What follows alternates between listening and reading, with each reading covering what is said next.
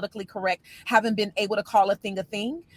What I am very, very grateful in this moment is that I can lead these conversations and say, we're coming in to do anti-racism work, right? Whereas before I would, leverage it and say, hey, can I come in and do a culture and climate assessment for you? And that's important that we call a thing. When we talk about policies that really and truly gloss over certain student demographics, we want to go in and address those. School is in, but are you really ready to learn? Open your eyes to a new day in education with the Awakening Educator, a program specifically designed to explore a new, mindful way of educating our youth. Learn about social-emotional learning, new modalities of teaching, and the most relevant topics in education with your hosts, Susan Andrian and Megan Sweet. Susan and Megan will take you inside the issues by looking at them from different points of view, from policies and research to teaching models that are actually used in schools. There's never a dull moment in this classroom. Have any questions you'd like to ask? Maybe you have knowledge you'd like to share, and share your thoughts live on air. Grab a pen and paper and get ready to open your textbooks and minds to a new way of learning on the Awakening Educator.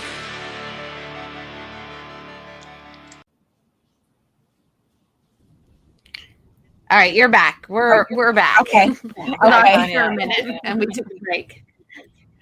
Okay. I as you were talking, there were a couple of things that I was thinking about, and really, Megan, I really appreciate you talking about the role of white folks in addressing these systemic issues. And and for me, I always think about it: the fear of giving up the power, the fear of acknowledging that if I acknowledge that these systems are racist.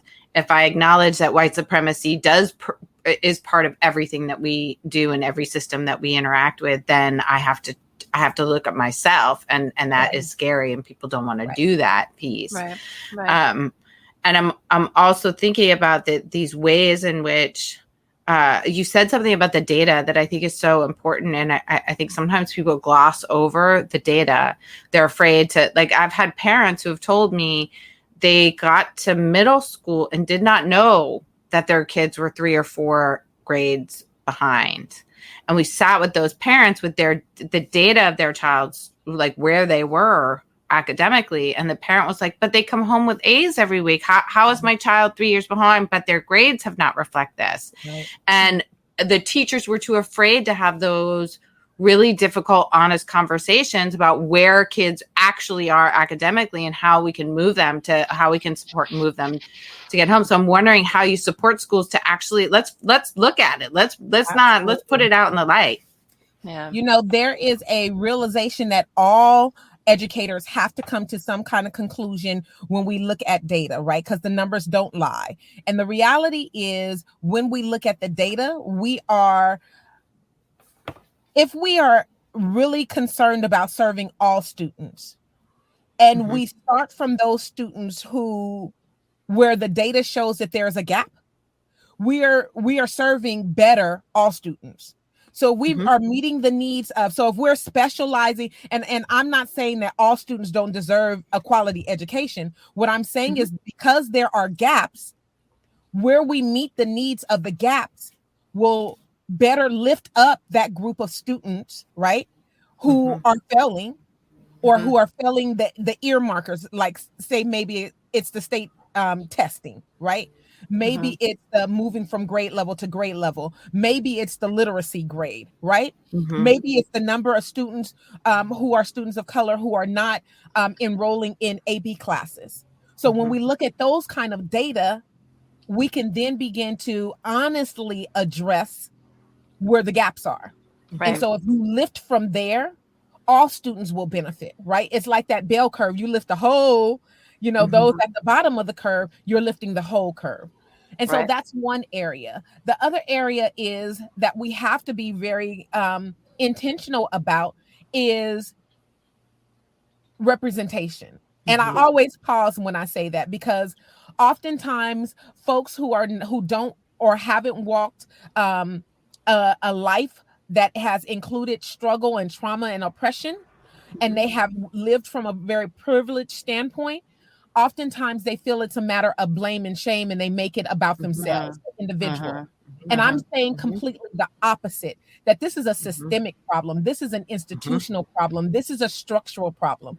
And so I'm not mad at anybody alive today who benefits from the systems that were built by our ancestors. What I'm mad about is those people who have privilege and they see that there's a problem with the system, and they don't want to allow for access to be given to those who continually, generation after generation, to lack benefit and access to the very same generational access that other students have had the opportunity to experience.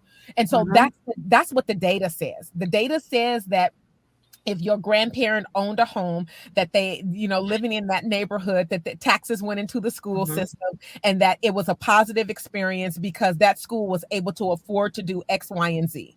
But if you live in an urban area where the tax base is lower and there's not a home ownership base, then the schools don't get fed the needed resources to build up what those students need. And so that's economics. And it's very much tied into where we are socioeconomically and how we deliver on those outcomes when it comes to education.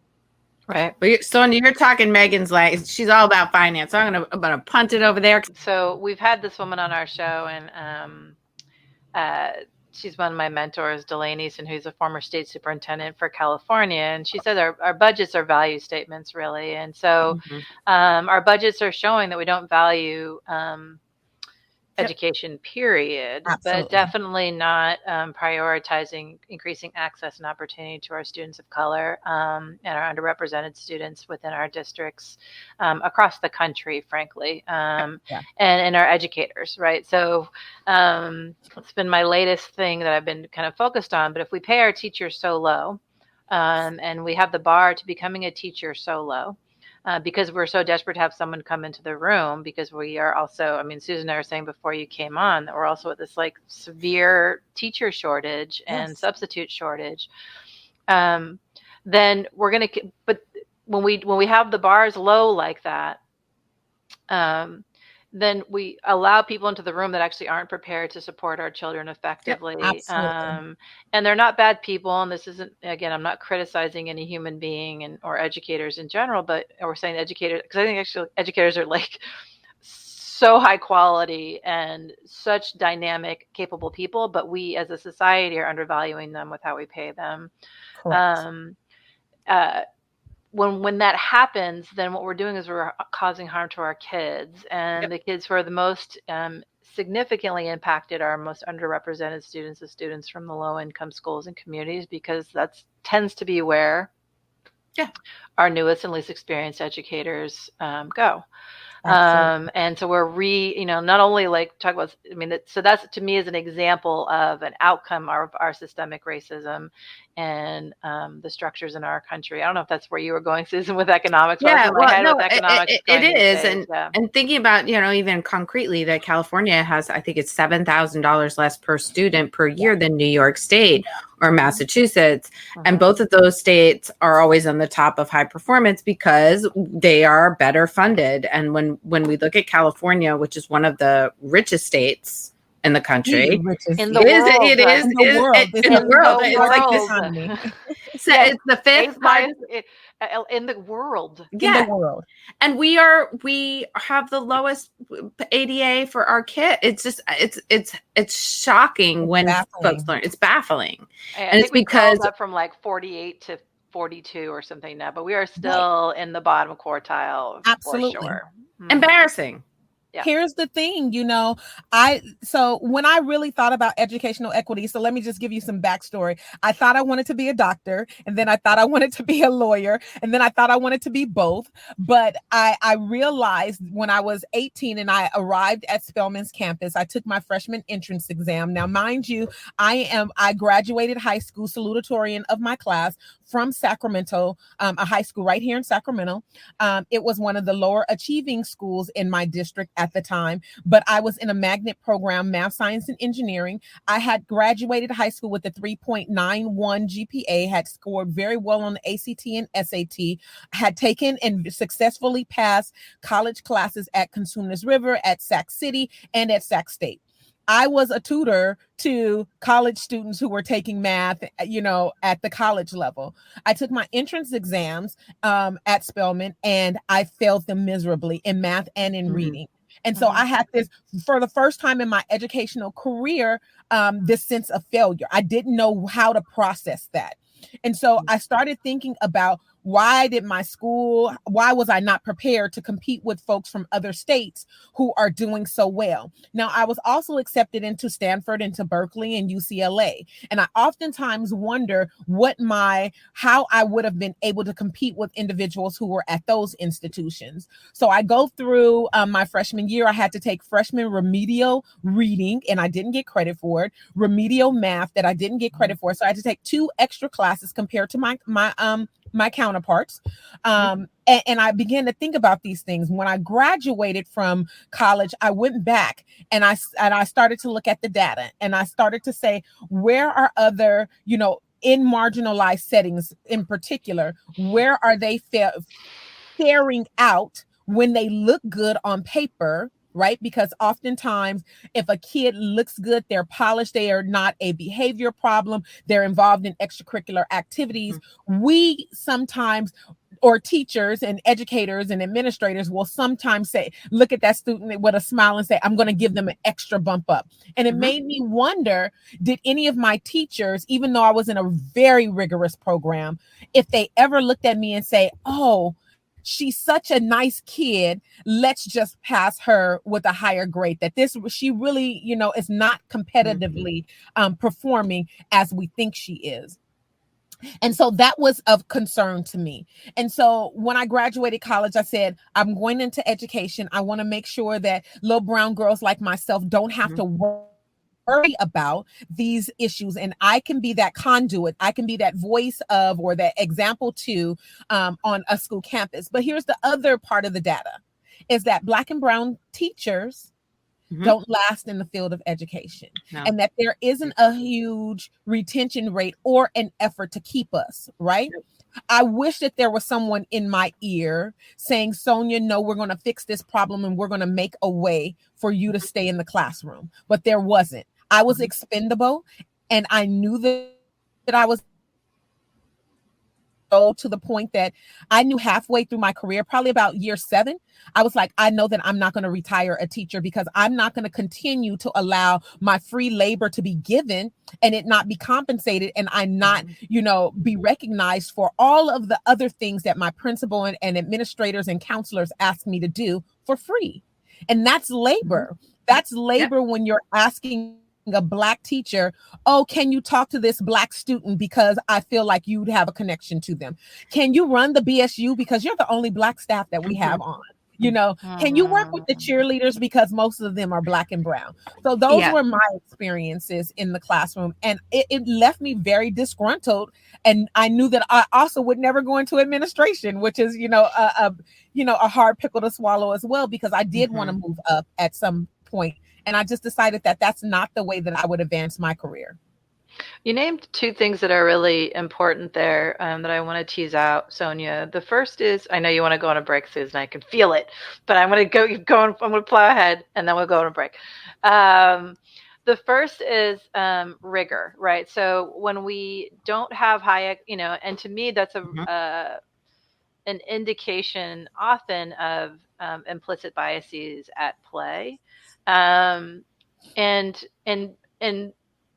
I think rigor is a really important thing for us to look at as educators. And when we don't have the same expectations, or we lower our expectations, not intentionally, again, I'm not saying anyone's running around trying to do this to cause harm, but when we lower our expectations, or we or we don't actually hold kids to, all kids to a high level of expectation, then we're actually actively causing harm. And I think your example is really powerful. The other is around, and maybe this is what we can talk about after the break, because I'm going to follow directions, and which is what happens a lot in initiative, and what I'm most nervous, not most nervous about, one of the things I'm nervous about right now is there is this renewed or new interest in equity and inclusion and addressing equity, but without actually changing the conditions in which people work and creating true safety within the schools or our offices or wherever we are, we're not going to be able to retain educators of color because it continues to not feel safe to be there. And so it'd be great when we come back from break to talk with you a little bit about what are some ways we might do that. How can we start to create some safety so our educators can stay? How do we help them see and feel like they're valued, but also beyond this, like, okay, we're going to bring in, we're going to have a DEI training, or we're going to hire a new position, which I think I'm seeing a lot of people doing. And I'm hopeful about, but, equity work is not a one and done moment, so it has to be a continual process.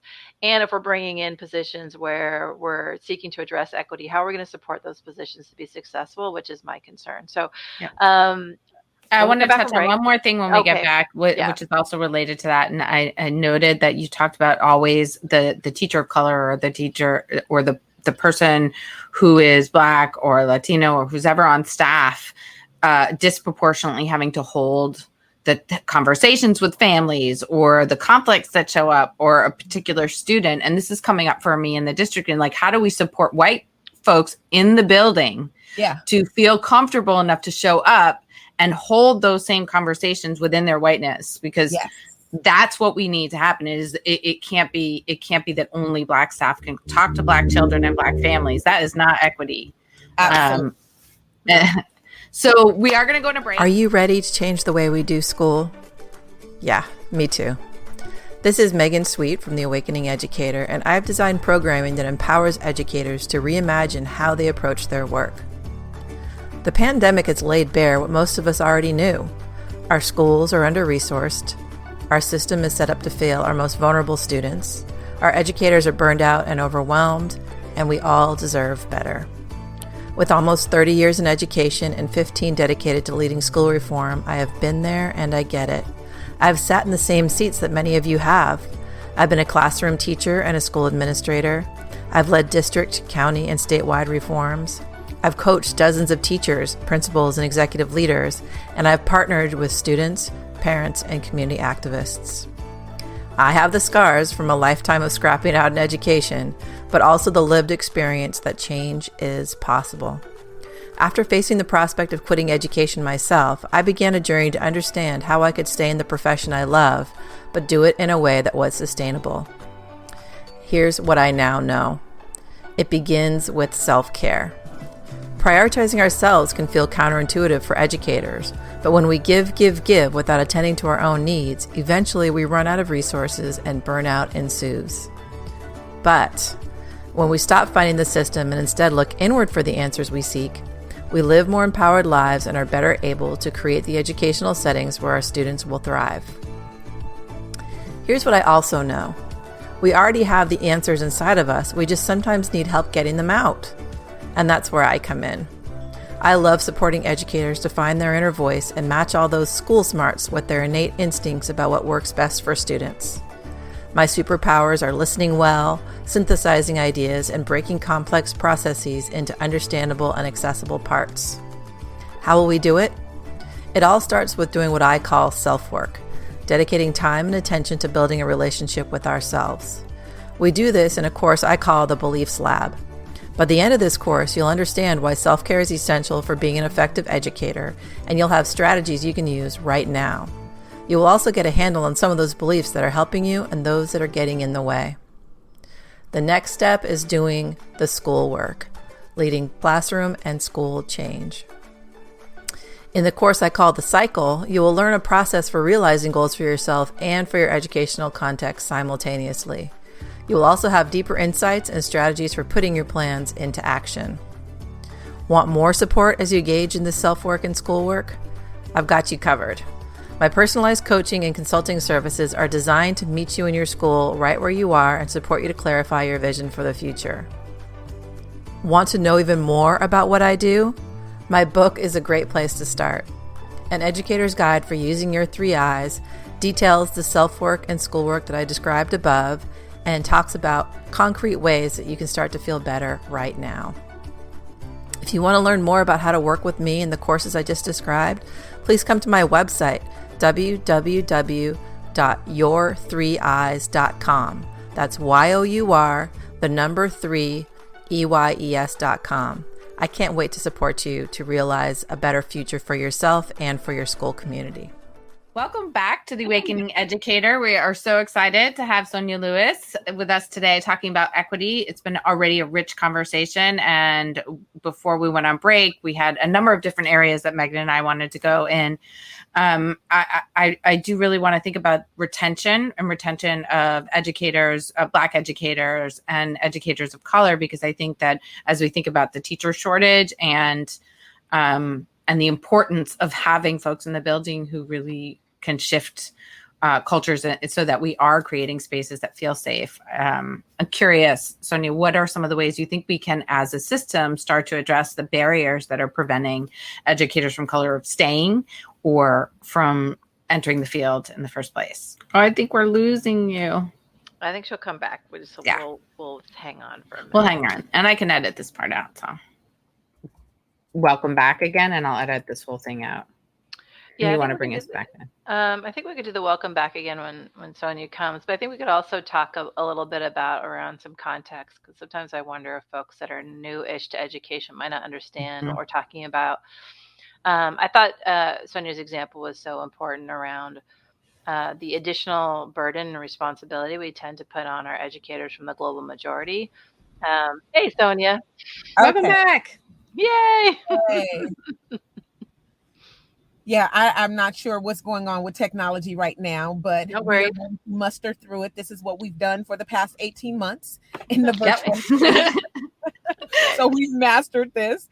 Yep. If I heard correctly, the last question that Susan posed was around retention. And so what I am urging my clients that I work with, as I talk with superintendents, as I talk with administrators, it's having a very robust strategic plan around how do we offer incentives, not just in the classroom, but at various districts and sites to be in these spaces. And then that we, like you said, those individuals who are on campus who might not be a person of color, to be in those. And so I already said, we acknowledge, we agree, and then we align. And so now the next level of that is coming up with an understanding of shared language. And shared language is hugely important, not just for teachers in the classroom and administrators. It's important for all stakeholders. So we need to be having these shared language conversations with our students, with our parents, with our community partners, with our boards. They need to represent those students who are in the classroom. And at the end of the day, if you don't represent and want to serve those students who are not performing because of the lack of resources that are available, then you shouldn't be in these spaces. I firmly believe that. I went into this work 12 years ago, and I vowed not to be a DEI firm. And oftentimes when you do a search of my business, it just naturally comes up in that way.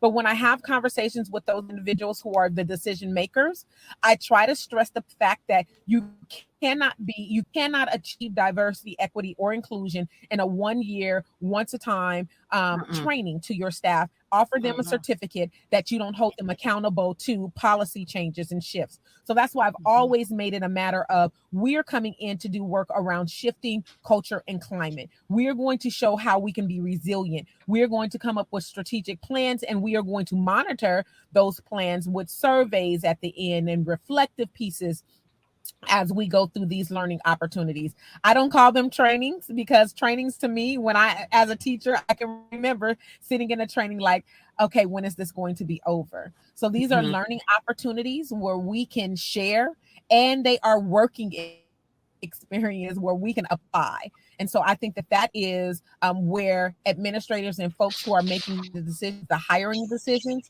can really and truly leverage their intuitiveness, wanting to do these things for their districts. Yeah, I think that's just so crucial, is how we support that. I think the other kind of where I was going was, so we don't have one and done. I also feel like, and I'm wondering what you think, well, both Susan and Sonia, around how we support educators to talk with one another and to really create those safe spaces. It's one of the things that I've been the most concerned about when we don't have a way to create safety for one another, emotional safety to be able to express ourselves and be our true selves. I think it's really hard for us to get the best out of anyone. And so when our schools or environments are filled with microaggressions, or our staff don't feel safe and we don't have a way to talk with one another, I just feel like if we don't have that, or not even just microaggressions, like straight up aggression, how do we then how do we communicate with one another in a way that's going to be effective and supportive for students is just a kind of a prevailing question I always have. So how do we create that space? I love in my training modules and my learning experiences is that we start with the shared language, and then we go into opportunities to understand privilege. And that's one of my like key cornerstone places to start, because one, we have to everyone doesn't understand how privilege shows up, right? Sometimes I say that, 90% of folks are very well intentioned, especially in education. I don't know too many people rather, who go into the field of education and they want to cause harm to students, right? I just don't see that as what the goal is. And so if we can agree that is like a starting point, now let's begin to understand that people are born into certain circumstances and have certain experiences. I always use the song by Erykah Badu, Bag Lady, in my trainings, because we all come with baggage, right? And she's not getting on the bus for a variety of reasons. Maybe it's because she doesn't have fare, the money to get onto the bus. Maybe it's because she has so much stuff that she's going to take up an extra seat and there's only one seat available. Maybe it's that she's rushing and the bus passed her by, right? So there's so many reasons when we come with birth and circumstance that prevents us from understanding one another. And so one shared language is hugely important to that. The second piece is I use Brene Brown's work a lot, and she has a series on blame and shame and vulnerability. And so while I'm asking for people to be vulnerable in these moments, we really and truly do have to curate a safe, brave space and environment for that to happen. And the way that I do that is I start off each school year because I do year-long contracts with the schools and districts and teams. And we start off with a privilege walk, and then we do reflective pieces. And then if someone wants to share their reflective piece based on, what it made them feel like, right? And then we use lots and lots of examples of what those implicit biases and how racism shows up in these spaces when we use those examples of microaggression and gaslighting. And then when people break them down, they're like, oh my God, I've either done that, or I've witnessed that, or I've been the receiver of that. And then we break down into teams and do a lot of breakouts to kind of understand what it feels like to be the victim, the offender, and the witness in these situations. And in those experiences, I have found that more people come together because they better understand where, that birth and circumstance plus the intersection of you're causing me this harm, where it can go. And then we can identify where the gaps are. And then we can do the work of changing the way, because they really begin to take self out of the equation. Again, I think that removing self from the whole conversation and looking at it from a systemic and institutional and a structural perspective is where the work gets done. Because once we take away that blame and shame, they can say, oh, this thing is unjust or inequitable, and we can do this to change this thing, not me. Right. And in the process that we change this thing, my perspective begins to shift. And because my perspective begins to shift, that means that the culture and the climate begins to shift. And then when new folks come in, they'll adopt this new sense of, oh, okay, we're doing this and this is not accepted here in this space. And it starts with little things like eliminating zero tolerance policies, right? And bringing in things like social emotional learning, and not thinking that social emotional learning is just for students, but that it has to be for staff as well. Absolutely. Right. Well, I need actually, first and foremost, right?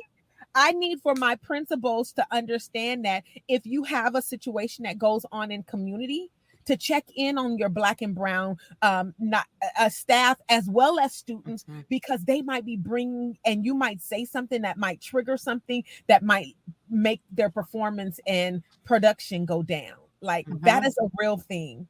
And so those are like some starting points that I think that any team can bring to the table. It's really powerful place to start, and it really, the taking the self out of it. I'm thinking about this idea around when folks are able to see the systematic way in which they're a pawn in systems of white supremacy. You can hopefully get folks to this point. Like, of course I'm participating. Of course I'm doing this. I've been born into this position, and it would take great effort for me not to reinforce these things, whoever I am and however I'm entering the system.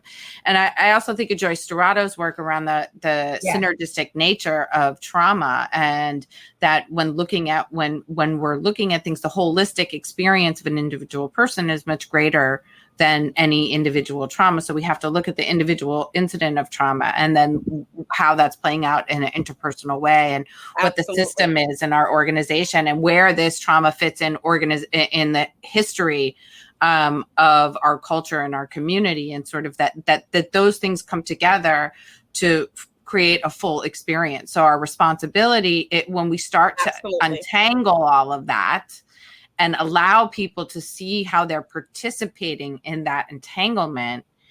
And it's not about self. It's just like, I'm a cog in this wheel. How do I stop being that cog? Absolutely. I totally agree. Yeah. This has been such a powerful conversation. I want to keep going, but I'm also aware of our time. How can folks connect with you and the work that you're doing, Sonia? Because I feel like we need more people hooking up with you and getting your wisdom. Absolutely. So my work can be found at Ascribe Success. That is my web address, ASCRIBE success.com. You can find us on Facebook and Instagram with the same handle. You can find us on Twitter at Ascribe Ed. I would also point people, if you are in the field of education and you make decisions, you are a superintendent, you are a principal. I work with school sites. I work with whole school districts. I work in corporate America as well as in nonprofit, but I would, as a point of reference, especially if you are in the education arena, I would invite you to look at the equity work that Robla School District in particular is doing around this initiative. We have been able to do an entire year's worth of learning opportunities with their entire district, 300 plus staff members. It's a small education. It's a small elementary district in the Sacramento area, but you can see after surveys and teacher engagement what the impact is having on the students and the parents in the community. And I will tell you that the numbers at the last board meeting said that 77% of the staff within that school district wants to continue this work. So even though there's a small percentage of folks who are still pushing back, we do live in the era of just getting out of, Trump out of office. And January 6th was a thing. And during our training,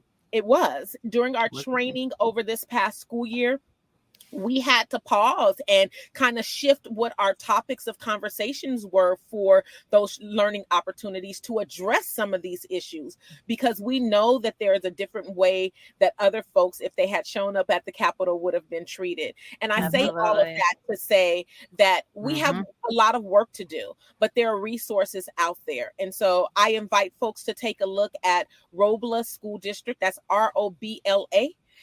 School district in Northern California in the Sacramento area, because they've done some incredible work around this topic. And it's been a beautiful experience, allowing me and my partner in crime to come in and lead those facilitations. That's really great. And I really appreciate the concrete example too of a school district that we can talk to and point to. I think that's really helpful because I think so much of what we learn is from one another and our ability to see it in action. Because I think we get ourselves often as educators caught up in concepts, and sometimes it's harder to move to the actual action part. We deliberate a bit too long sometimes, I think. Absolutely. This has been such a pleasure. I'm so grateful that you joined us from the car. Hopefully you have air conditioning on because Sacramento is hot right now. And at first I had the air on, but then it was getting, you know how cars are sometimes. It's like you're sitting here idle. So I've had the last 15 minutes, it's been like pat down because it's getting hot in here. Well, you're not showing it. I would be like just drenched that they're looking good. Thank you so much for being with us and joining us and for the work that you're doing. And I'm just internally grateful. Is such a rich conversation. It's definitely the core of where we sit. And so I'm hopeful to continue to be in partnership and continue to be in conversation with you around this shared vision of equity and social justice and anti-racism in our schools, because it's critical that we are bringing this conversation to our students, to our educators, and to our community. So, and if I can get one last plug in before we go. Absolutely. Do it. I have just finished my first book. I've started several, but this is the first one that's being completed.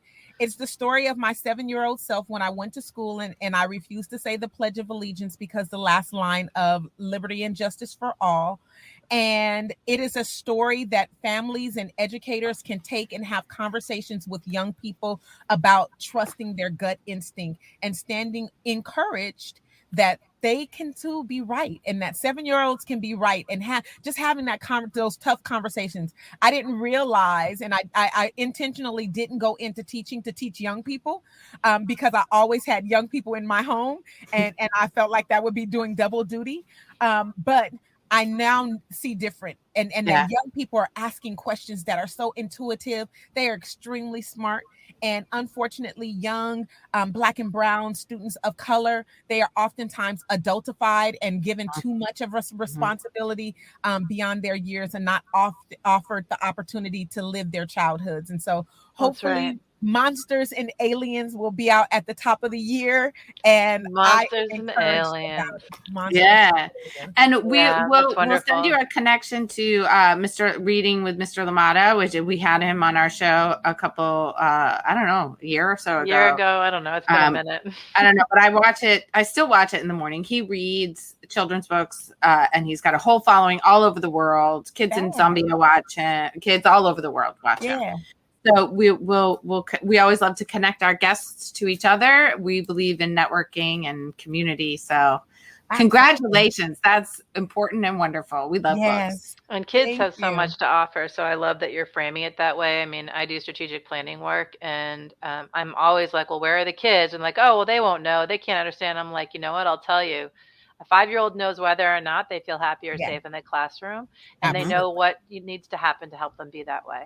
So it really doesn't matter the age. Kids absolutely need to be heard. And our young adults these days, I really feel like they are our future, but they're our ticket out of a lot of the issues I think we have. So we need to empower them and their voices and help them to feel confident. So thank you for your contribution. And today I think is the Climate Action Day. Like my kids all walked out of school. My children, my high schoolers walked out and got the little call, but I knew where they were. They're at the Climate Action. So very cool. Go young people. Go Sonia.